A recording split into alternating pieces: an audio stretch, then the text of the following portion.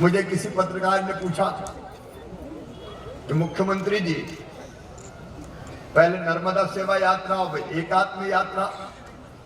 अरे सरकार का काम यात्रा निकालना नहीं है, सरकार का काम पुल बनाना, पुलिया बनाना, सड़क बनाना, स्कूल बनाना, अस्पताल बनाना है। मैं कही बात सही है, पुल पुलिया स्कूल सड़क अस्पताल बनाना तो हमारा काम है ही, लेकिन जनता की जिंदगी बनाना और समाज को दिशा देना ये भी राज्य का काम है।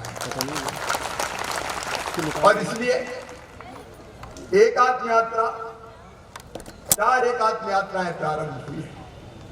मन श्रद्धा से भर जाता है जब आदि गुरु शंकराचार्य जी भगवान के जीवन चरित्र को देखता हूं। कहते हैं भगवान राम ने भारत को उत्तर से दक्षिण से जोड़ा और भगवान कृष्ण ने भारत को पूरब से पश्चिम की ओर जोड़ा। राम भगवान ने उत्तर दक्षिण जोड़ा, कृष्ण कन्हैया ने पूरब पश्चिम जोड़ा। लेकिन आदि गुरु शंकराचार्य जी तो ऐसे थे कि जिन्होंने पूरब पश्चिम उत्तर दक्षिण चारों दिशाओं से भारत को जोड़ा। मेरे बहनों और भाइयों, संत समाज में बैठा, अगर आदि गुरु शंकराचार्य जी महाराज ना होते तो भारत का ये स्वरूप ही ना बचता। भारत राज्य के रूप में कभी एक नहीं रहा। अलग अलग राजा महाराजा, नवाब, रजवाड़े, अंग्रेज, भारत के ये प्रजापति ईश्वरी ब्रह्म कुमारी उससे विद्वान यहाँ बैठे, उनको यथोचित सम्मान के साथ बिठाने की व्यवस्था प्रशासन के मित्र करें। उनके पदाधिकारी यहाँ भी आ जाएं, दीदी में से 2 यहाँ भी आ जाएं। ये सबकी यात्रा है, यहाँ भी आने का मंच पे कुर्सियां हैं। यहाँ सचमुच में मैं आज आपसे कह रहा हूं, राजा अनेक रहे लेकिन भारत जुड़ा क्यों रहा? इसलिए कि वो विलक्षण व्यक्तित्व आदि गुरु शंकराचार्य जी महाराज, उन्होंने 4 धाम 4 पीठों की स्थापना और उन्होंने तय किया कि बद्रीनाथ धाम पूजा कौन करेगा? केरल के नंबूद्रीपाल ब्राह्मण बद्रीनाथ में जाके पूजा करेंगे। उत्तर से दक्षिण को जोड़ दिया उन्होंने। रामेश्वरम में जल चढ़ेगा। मैं अगर प्रसंग सुनाऊं तो बहुत लंबे, लेकिन भारत को इस स्वरूप में रखने का श्रेय अगर किसी को जाता है तो आदि गुरु शंकराचार्य जी महाराज को जाता है, और नहीं तो ये सनातन स्वरूप बचता नहीं। और इसे मन में जो उद्भट विचार, बचपन में विचार मन में आए कि सन्यास लिया जाए, और जब ये विचार माँ के सामने रखा कि माँ मेरा जीवन इसलिए नहीं हुआ कि मैं गृहस्थ बन के अपना परिवार और वंश चलाऊं, मैं सन्यासी बनना चाहता हूं। माँ अड़ गई कि नहीं, सन्यास मत लो, अकेले बैठे हो, मेरा क्या होगा? माँ का मोह ममता मान नहीं रही थी। एक दिन माँ स्नान करने गई, शंकराचार्य जी जल में उतरे नदी में, मगर ने पांव पकड़ लिया। आचार्य चिल्लाए, माँ अब मैं गया, ये मगर ने मेरा पांव पकड़ लिया, अब मेरी जिंदगी बचेगी नहीं। माँ केवल एक शर्त है, तू अगर मुझे सन्यास ग्रहण करने की आज्ञा दे दे तो शायद मैं बच जाऊं, या वो मगर मुझे छोड़ दे। माँ की ममता कैसे मानती? भाव विहल होकर बोली, बेटा तू जीवित रहे, मेरे लिए पर्याप्त है, दुनिया में कहीं रहे, तू सन्यास ग्रहण कर ले, तेरी माँ तुझे आज्ञा देती है। कहती है मगर ने पैर छोड़ दिया और बालक शंकर बाहर आ गए। सन्यास ग्रहण कर रहे थे तो माँ ने केवल एक शर्त रखी कि बेटा तू सन्यासी बन, जा जगत के हित के लिए, लेकिन जब मेरा अंतिम समय आए तो मेरी इच्छा है कि मेरा अंतिम संस्कार तू करना। आचार्य शंकर ने वचन दिया कि मां अंतिम समय मैं तेरे पास जरूर आऊंगा और तेरा अंतिम संस्कार करूंगा। 8 वर्ष की उम्र में सर्वज्ञ हो गए, वेद हो, उपनिषद हो, जितने भी हमारे धर्म ग्रंथ थे कंठस्थ। ऐसा विद्वान व्यक्तित्व देखा नहीं गया।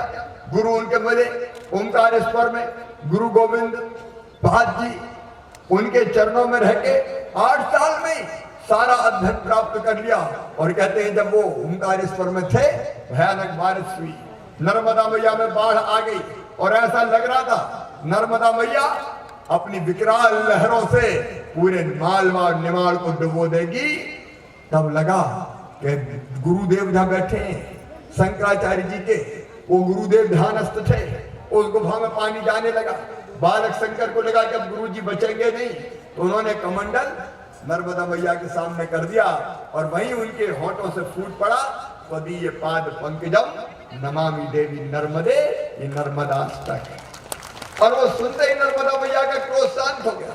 कहते कमंडल में समा गई, बाढ़ उतर गई और मालवा निवार बच गया।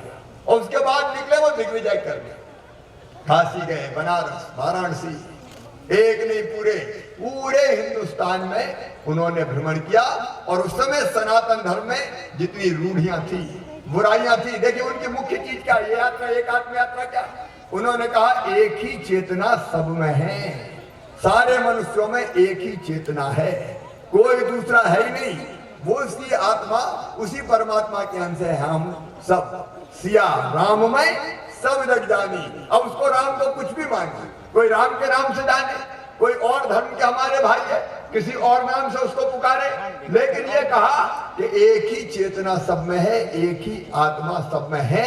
सृष्टि के कण कण में भगवान विराजमान है, हर एक आत्मा परमात्मा का अंश है, हर एक घट में बस वही समाया हुआ है, दूसरा कोई है ही नहीं, हम उसी के अंश हैं। और इसलिए तो मेरे शहडोल के बहनों और भाइयों, भारत ने आज नहीं हजारों साल पहले कहा, अयम निजम परा वेत्ति गणना लघु चेत साम उदार चरिता नाम तू वसुदैव कुटुंबकम। ये मेरा है, ये तेरा है, ये सोच छोटे दिल वालों का होता है, जो विशाल हृदय के होते हैं वो तो कहते हैं सारी दुनिया ही एक परिवार है, पूरी दुनिया एक परिवार। याद गुरु ने उस समय कहा कोई भेद नहीं, कोई छोटा नहीं, कोई बड़ा नहीं, किसी भी धर्म को मानने वाले, उपासना पद्धति को मानने वाले, तुम उसी के अंश हो, कोई भेद नहीं।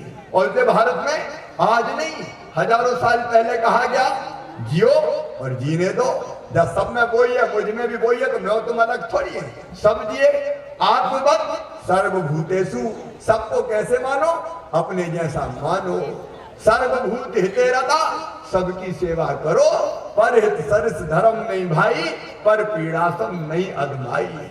और इसलिए आज भी भारत में गांव गांव में बच्चा ये उद्घोष करता है कि धर्म की, अरे जोर से बोलो ना, धर्म की, अधर्म का, धर्म की जय मतलब अच्छी चीजों की जय हो, अधर्म मतलब जो बुराइयां उनका नाश हो, और प्राणियों में, केवल मनुष्य मात्र में नहीं, प्राणियों में सद्भावना हो।